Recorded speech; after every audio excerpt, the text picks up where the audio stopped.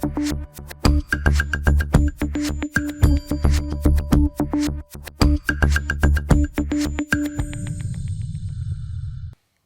terjadi saat rekapitulasi perhitungan suara di Komisi Pemilihan Umum Calon Anggota Legislatif dari Partai Nasdem dengan suara terbanyak, tiba-tiba mengundurkan diri. Ratu Ngadu Bonula datang ke kantor DPP Partai Nasdem menyerahkan surat pengunduran diri bersama suaminya dan menyerahkan langsung ke Ketua Umum Partai Nasdem Surya Paloh. Ini dari saksi Partai Nasdem. Saya ingin menyampaikan ada surat dari Ketua Umum Partai Nasdem pada KPU dan juga nanti di-CC pada Bawaslu RI terkait dengan pengunduran diri calon anggota legislatif nomor urut 5 di NTT 2. Hal ini menjadi kabar yang mengejutkan bagi para pendukungnya. Pasalnya, Ratu diketahui mendulang suara terbanyak di Dapil NTT 2. Total suara 76.000 lebih yang ia raih mengungguli perolehan suara mantan Gubernur NTT Victor Bung Tilu Leskodat yang hanya meraih 65.000 lebih suara. Partai Nasdem, tentu suratnya kami terima, nanti kami akan pelajari sendiri, kami juga tidak akan sampaikan di forum ini substansinya apa, karena yang pasti ini kan prosesnya memang rekapitulasi penghitungan perolehan suara untuk pemilu baik presiden, wakil presiden, DPR dan DPD untuk Provinsi NTT. Tim Liputan Timur TV berkesempatan bertemu dengan Sekretaris Dewan Pimpinan Wilayah Partai Nasdem Provinsi Nusa Tenggara Timur Yusa Meok. Saat menjawab pertanyaan, Yusa Meok pun tidak memberikan jawaban pasti alasan Ratu mengundurkan diri.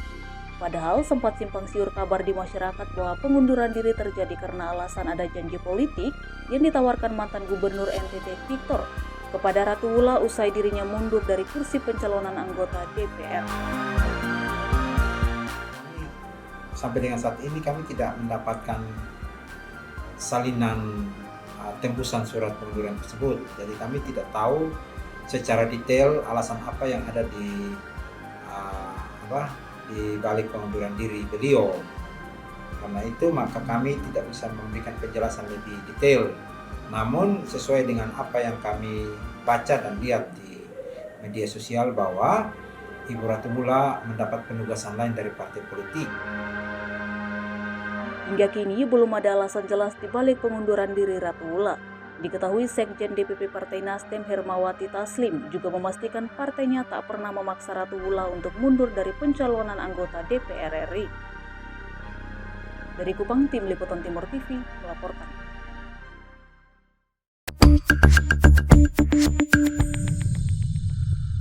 Beredar luas informasi pengunduran diri salah satu calon anggota legislatif daerah pemilihan NTT 2 dari Partai Nasdem, mundur usai unggul. Berikut tanggapan masyarakat.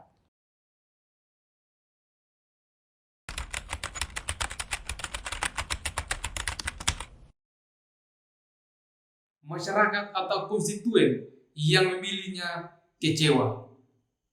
Terlepas dari apa yang disampaikan oleh beliau bahwa ada penugasan lain dari partai terhadap dirinya.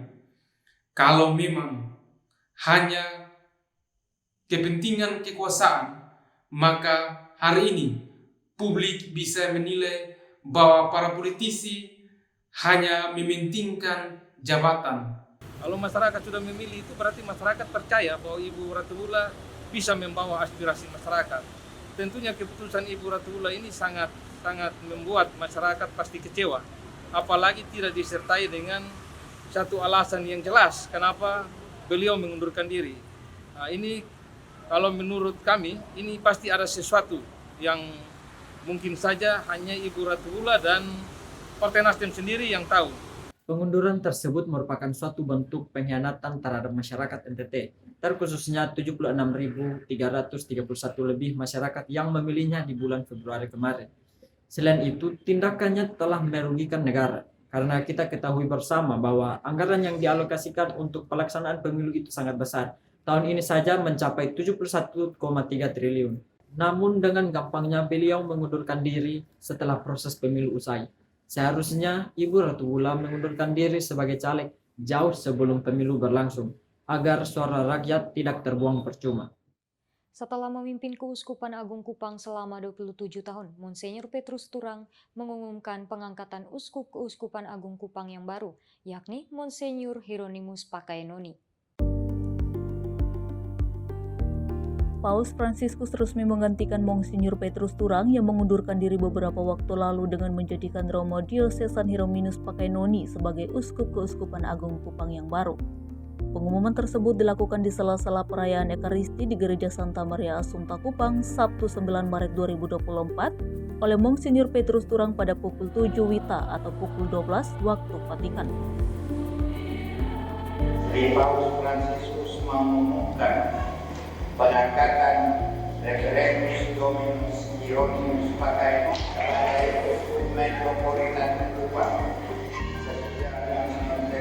Mengajukan pengunduran diri sesuai kanon 4 pasal 1 dan diterima sepenuhnya oleh si Paus dengan status emeritus Uskup Agung.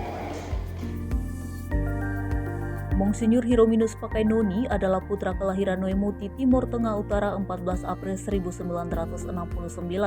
Sebelum diangkat menjadi Uskup Agung Kupang yang baru, ia merupakan dosen di Fakultas Filsafat Unwira Kupang. Saat diwawancarai setelah misa pengumuman, Monsinyor Hieronymus Pakaenoni mengatakan bahwa ia telah mengetahui akan diangkat menjadi Uskup Agung Kupang yang baru sekitaran 1 tahun lalu.